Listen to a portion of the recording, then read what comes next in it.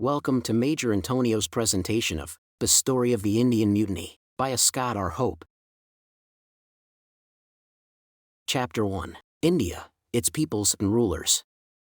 A troubled history has all along been that of the great tongue of land, which, occupying the same position in Asia as Italy in Europe, is equal to half our continent, with a population growing towards 300 millions.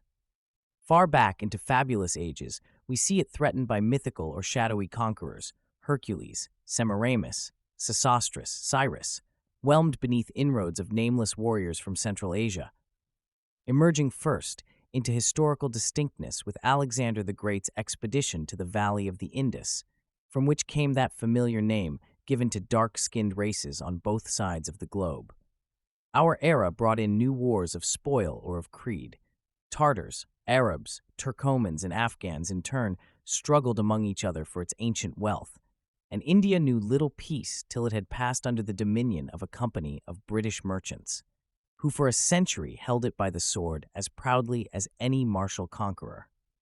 This rich region having always invited conquest, its present population is seen to consist of different layers left by successive invasions.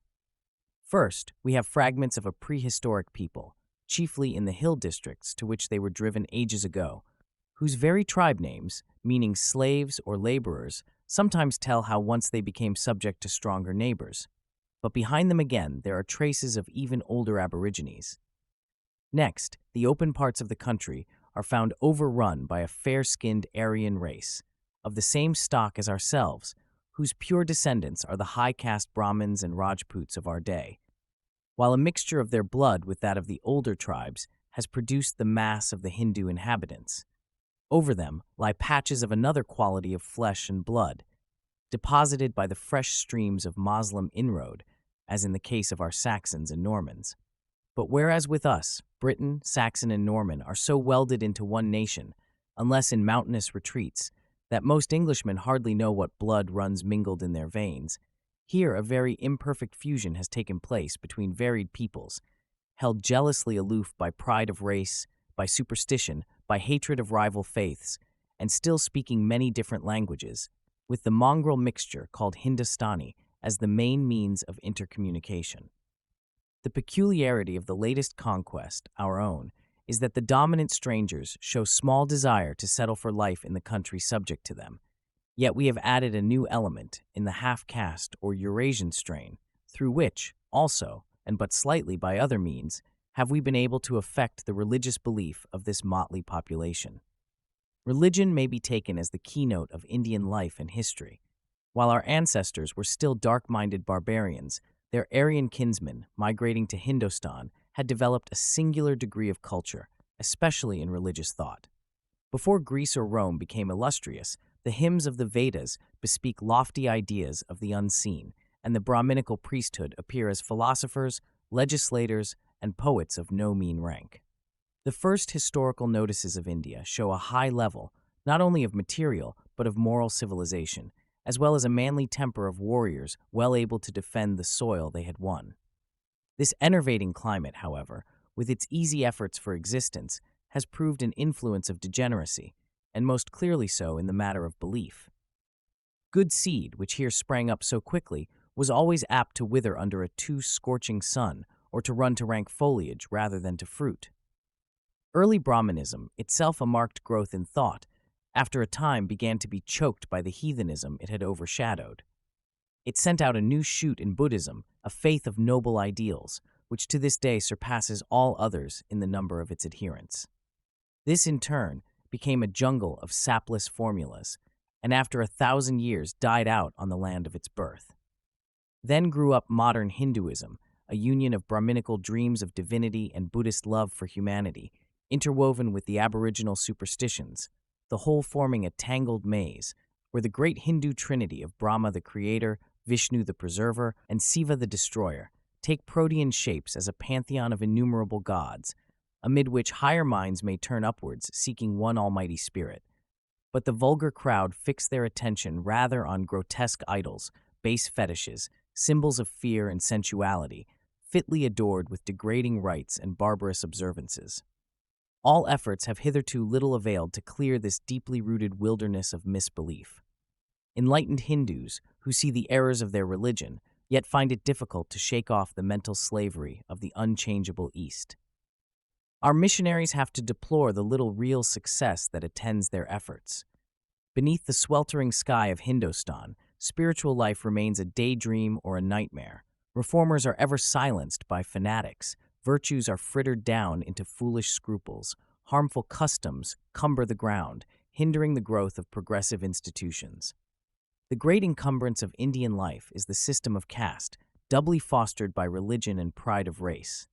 Originally, the conquering Aryans became divided into Brahmins or priests, Rajputs or warriors, and Vaisyas or husbandmen, still distinguished as the twice-born castes who wear the sacred thread, badge of this spiritual aristocracy, while under the common name of Sudras or serfs were included all the despised aboriginal tribes.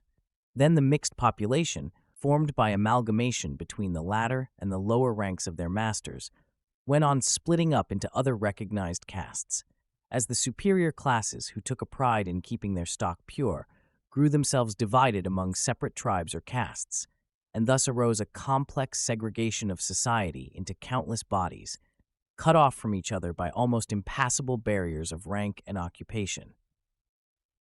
There are now thousands of these castes, marked out by descent, by calling, or by locality, the members of which cannot intermarry, may seldom eat together, and must not touch food cooked by an inferior. Even the shadow of an outsider falling upon his meal might cause a high-caste Hindu to throw it away and go fasting. Each trade is a separate caste, each order of servant, and the man who makes his master's bed would shrink from the touch of the sweeper who cleans out his bathroom. Yet caste does not always coincide with social position. A powerful prince may be born of a low caste, and the native officer who gives orders to a high-caste Brahmin in the ranks must bow before him when his sacred character is to be enlisted for the services of a family festival. The origin of this organized exclusion becomes illustrated by the conduct of our own countrymen in India, among whom any penniless subaltern is apt to display at the best a haughty tolerance for the high-titled descendants of native kings, while he holds aloof from Englishmen of inferior station and openly despises the half-caste Eurasian, who in turn affects contempt for the heathen Hindu. We, indeed, have common sense enough, or at least sense of humor, not to let our prejudices degenerate into the ridiculous scrupulosity which forbids a Raja to dine in the same room with his guests, or a coolie to set profane lips to his neighbor's drinking vessel. Railway traveling, military service, association with Europeans cannot but do much to break down these burdensome restrictions, and enlightened natives, in public or in private, begin to neglect them, though it is to be feared that they too often copy the worse rather than the better parts of our example. But among the mass of the ignorant people, the least infringement of the rules of caste is looked upon with horror, and to become an outcast pariah through any offense against them is the ruin in this world which it seems in the next. Another main barrier to progress here has long been the slavish condition of women, not improved by the next creed which came to modify Hindu institutions. Buddhism was hardly extinct in India when Mohammedan incursions began to put a strain of new blood into the physical degeneration of the Hindus, and though the crescent, except in parts, has never superseded the symbols of the older religion, these two, dwelling side by side, could not be without their reaction on each other's practice. It was the north of the peninsula that became most frequently overflowed by inroads of its Moslem neighbors, while Hinduism was left longer unassailed in the south, where also the aboriginal fetish worships had of old their citadels. Even in the north, the conquests of Islam were long temporary and partial, eruptions of pirates or mountain robbers, able to prey upon the wealth of India only through the want of cohesion among its Rajput lords. These early invaders either returned with their booty or remained to quarrel over it between themselves, or were spoiled of it by fresh swarms from beyond the Himalayas. By the beginning of the 13th century, we find a Mohammedan empire set up at Delhi by a dynasty known as the Slave Kings, who before long gave place to rival adventurers. The power of the Crescent now began to extend into southern India, yet revolts of vassals and viceroys kept it continually unstable. At the close of next century, the redoubtable Tamerlane captured Delhi, giving it up to an orgy of slaughter. But this devastating conqueror retired beyond the mountains and left India divided between warring princes, Hindu and Muslim. 4 generations later, Tamerlane's descendant Babur returned to make more enduring conquests. Then it was by his grandson, Akbar, that the Mughal Empire became firmly founded.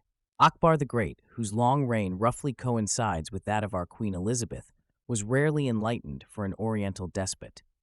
By a policy of religious toleration, he won over the Hindu princes, while he reduced the independent Mohammedan chiefs under his authority, and did much towards welding northern India into a powerful union of provinces, ruled through his lieutenants. His less wise heirs, cursed by self-indulgent luxury and by family discords, added to the splendor rather than to the strength of this dominion. Its last famous reign was that of Aurungzebe, covering the second half of the 17th century. A bigoted Mohammedan, he alienated the Hindus by persecution, while he spent many years in conquering the independent Muslim kings of the south, only to ripen the decay of his vast empire. After his death, it began to go to pieces like that of Alexander the Great. His feeble successors dwindled into puppets in the hands of one or another artful minister. Their satraps at a distance, under various titles, asserted a practical autocracy. And now had sprung up a new Hindu power, the warlike hordes of the Marathas, whose great leader Shivaji, from his hill forts among the western Ghauts, began to make these ravaging horsemen feared far and wide, till their raids were the terror of all India. Among the quickly fading glories of the Mughal Empire, almost unnoticed, came the appearance of the new strangers who would inherit it.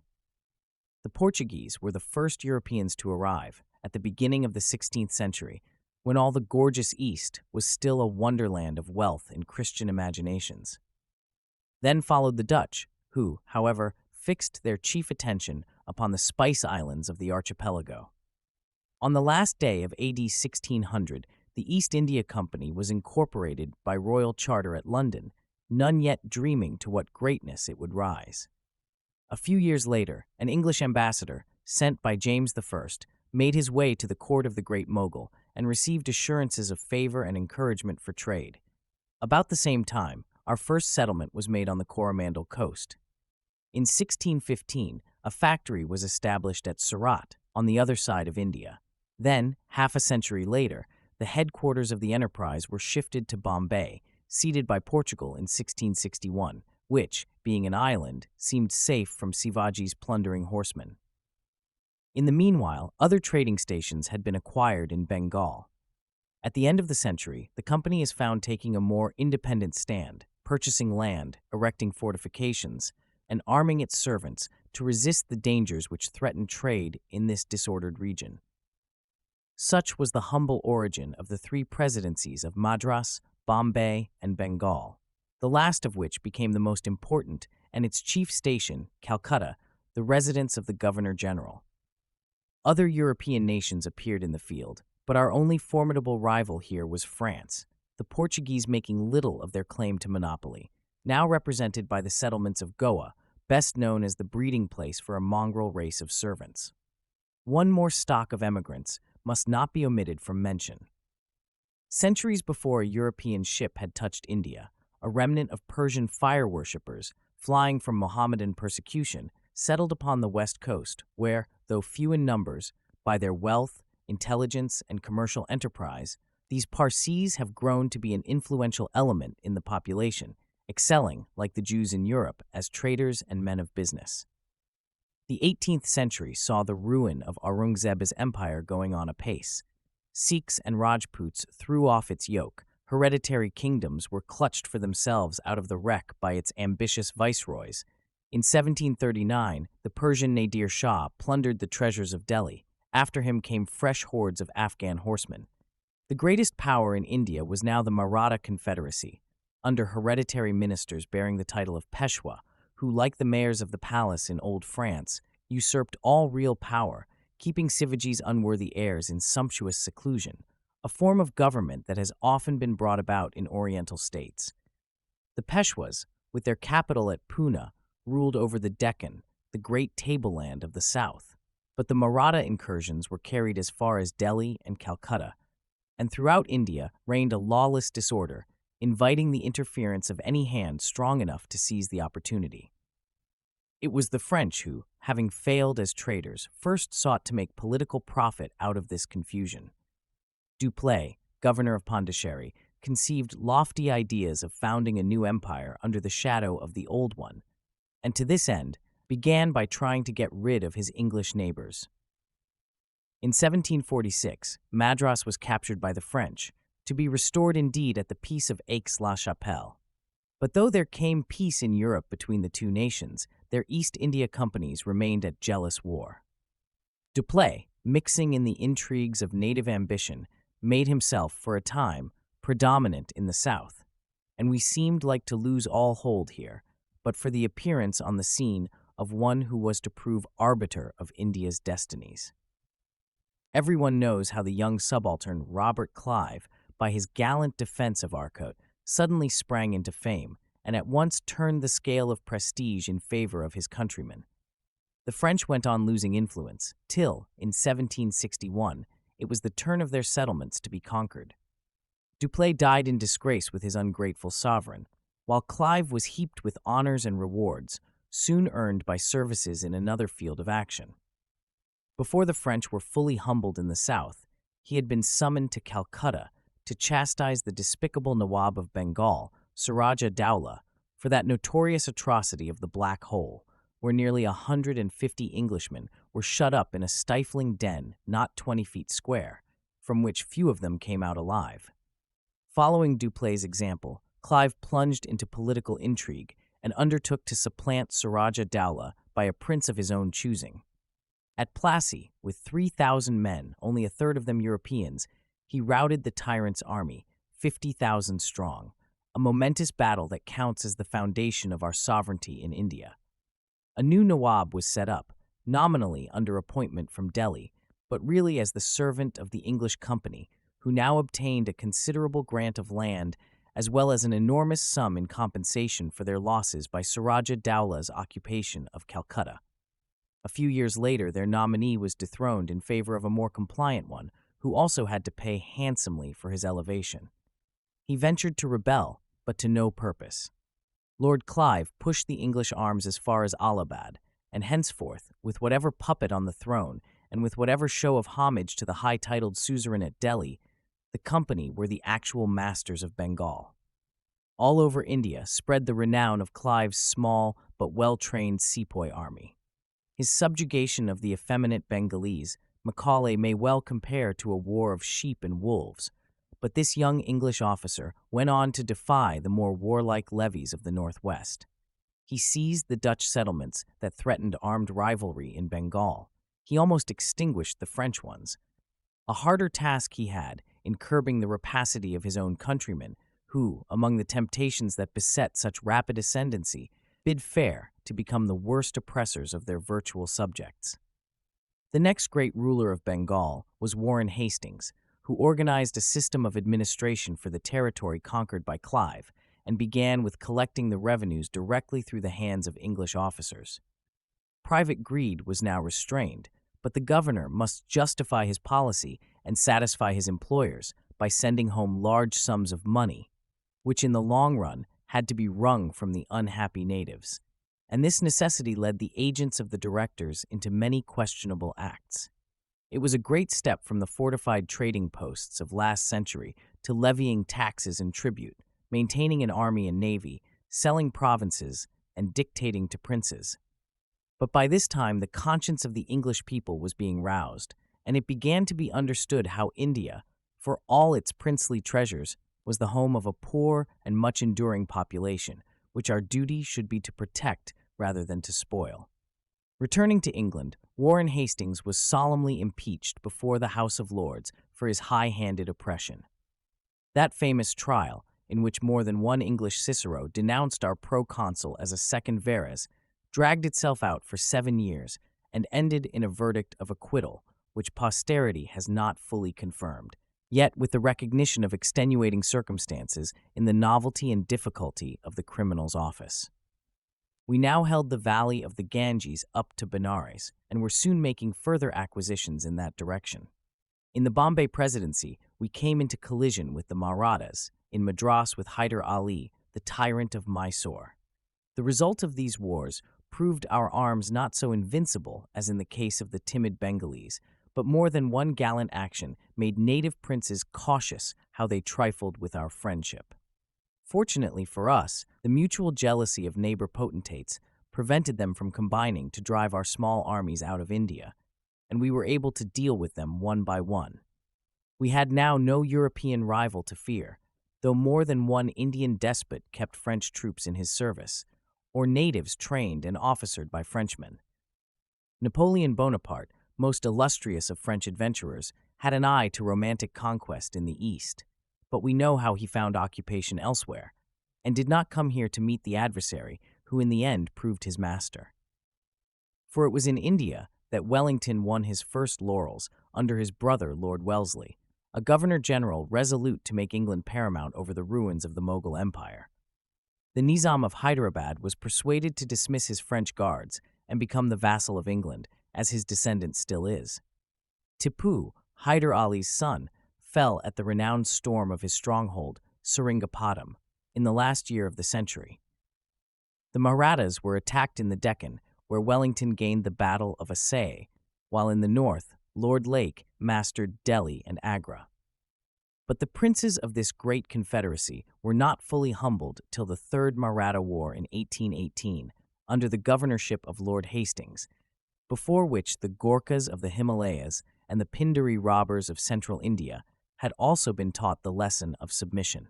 Presently, we were carrying our arms across the sea and wresting Assam from the Burmese. The crowning exploit of this victorious period was the siege of Bhurtpore, a fortress believed in India to be impregnable, from which in 1805 an English army had fallen back, but now in 1827 its capture went far to make the natives look on us as irresistible. The once dreaded name of the emperor was a cloak for our power, as it had been for the Maharathas, while Calcutta had taken the place of Delhi as capital through the primacy of Bengal among the three presidencies, whose bounds had stretched to touch each other all across India. Lord William Bentinck, who now became Governor-General, earned a different kind of glory by his sympathetic labors for the true welfare of the millions whom those wide conquests had placed under our rule. He began to make war on the crimes of barbarous superstition, the burning of hapless widows, the murders of infants, the secret assassinations by fanatical devotees. But with his successor opened a new series of campaigns that were not always illustrious to the British arms. Russia had taken the place of France as the bugbear of our Indian predominancy. Alarmed by Muscovite intrigues in Afghanistan, Lord Auckland entered upon a course of unwise and disastrous interference with the politics of that country. We succeeded in dethroning the usurper, Dost Mohammed, of whom we could more easily have made an ally. But in 1841, the people of Kabul rose against us. Our army of occupation had to retreat in the depth of winter. Assailed by hardy mountain tribes, they perished miserably among the rocks of the Khyber Pass. And out of thousands, only one man reached Jalalabad to tell the tale. Sale's brave defense of that poor fortress did something towards retrieving our disgrace, and next year, an avenging army returned to work bootless destruction at Kabul, leaving a legacy of ill will that has been dearly inherited by our own generation. More substantial conquests followed. Scindia, one of the old Maratha princes, was brought more effectively under British control. At the same time, the Moslem emirs of Scinde were overcome by Sir Charles Napier. We then stood face to face with the last great independent power of Hindustan and the Fumin who proved most worthy of our steel. The Sikhs, a manly race, originally a sect of Hindu reformers, had risen from Mughal persecution to become lords of the Punjab, country of the five rivers, which all along has been the great battlefield of Indian history. Runjit Singh, their masterful ruler for 40 years, had carefully avoided a struggle with the British, which soon after his death was brought on by the turbulent bellicosity of the people, made audacious through our Afghan reverses. The two Sikh wars of 1845 and 1848 were marked by long and desperate battles. Sobran, Chilianwala, and Gujarat are remembered for the bravery and the slaughter on both sides. But finally, the Punjab was overrun, disarmed, and turned into a British province. Several smaller states also were annexed about this time through the failure of legitimate heirs and our government's refusal to recognize the Hindu custom of adoption. A second Burmese war resulted in the acquisition of another province beyond the Gulf of Bengal. Lastly, the King of Oud, whose incapable tyranny seemed beyond cure, had to submit to be pensioned off and see his ill-governed dominions pass under British administration.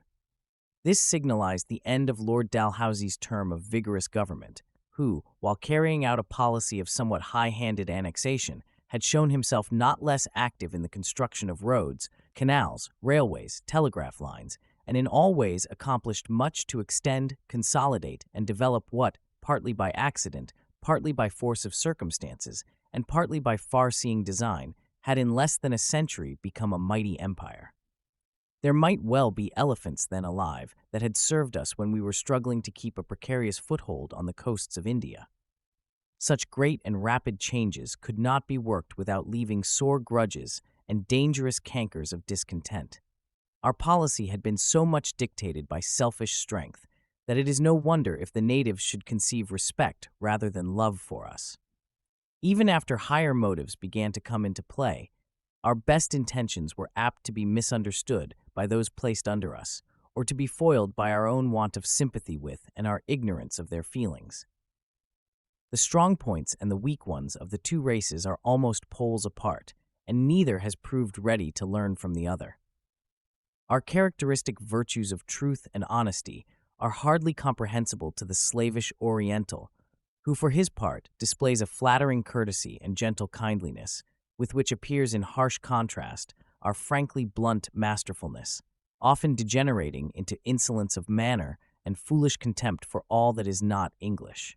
While many of our best officers have shown a spirit of enlightened and conscientious interest in their duties, the average Briton, who goes out to India merely to gain money more easily than at home, is unhappily too seldom the man to conciliate the prejudices of those whom he treats as contemptible niggers, knowing and caring little about their ancient civilization. The very pride of our superiority seems against us. Other conquerors, more willing to let themselves down to the level of the conquered, have proved less unsuccessful in winning their goodwill. Still, these natives cannot but come to see the advantage of having rulers whose word may be trusted.